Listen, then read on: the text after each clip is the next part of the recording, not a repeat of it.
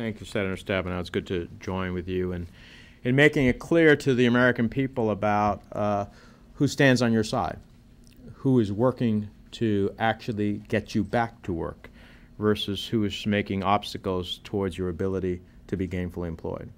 It's not hard to figure out the strategy that's employed by our Republican colleagues since the Obama administration took office. Just listen to the chorus of no's that ring out every time we take a vote. Or better yet, just listen to them explain it. One of our colleagues said the entire Republican strategy on health insurance reform was not to help make good policy, but to make it President Obama's Waterloo, to break this president. The Senate Republican leader himself acknowledged that his party's blind ambition to the entire agenda before Congress, even as we try to emerge from the Bush recession, is all about political gain. He said to the New York Times, quote, "The reward for playing team ball this year was the reversal of the political environment and the possibility that we will have a bigger team next year." It couldn't be stated any plainer than that. For Republicans, it's all politics and no progress. For people who enjoy watching the daily fluctuations in polls, for people who are paid to opinionate on political strategy, for people who view Congress as a sport, this may be all fun and games.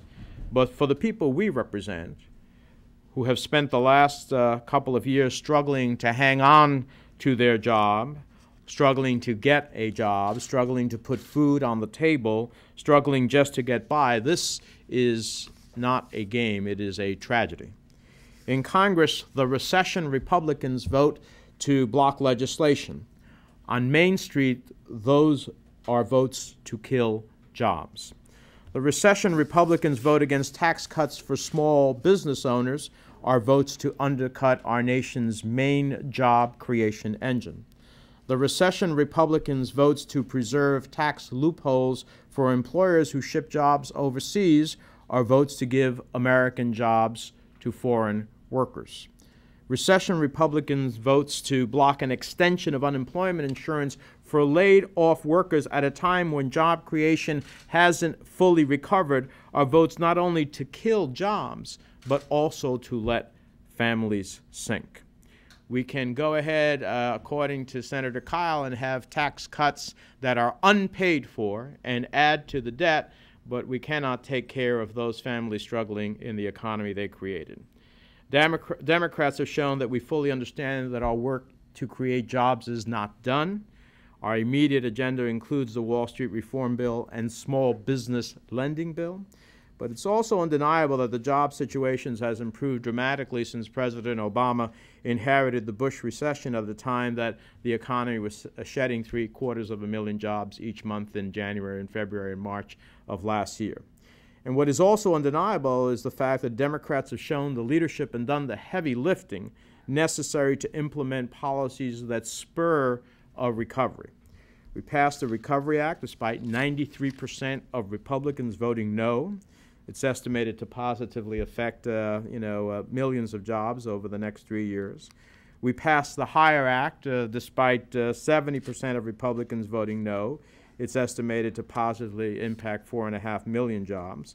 We're working to pass an unemployment insurance extension despite 88% of Republicans blocking it. It's estimated to positively impact 1.2 million jobs. So Republicans have a clear record of opposing job creation legislation, but they have sought to create the impression that lingering softness in the job market is the fault of Democrats. Well, they need to look into the mirror. If you enthusiastically supported the policies that devastated the job market in the first place, and you enthusiastically worked to block a range of job creation legislation during the recovery, then it's fair to say that you have adopted a job killer's agenda. We certainly hope that our colleagues on the Republican side of the aisle will join with us in the next few months to help enact legislation to boost the recovery, but they have shown no signs of seeing the light. Theirs is a purely political strategy to stall progress at a time when families are eager for action that gets them back to work.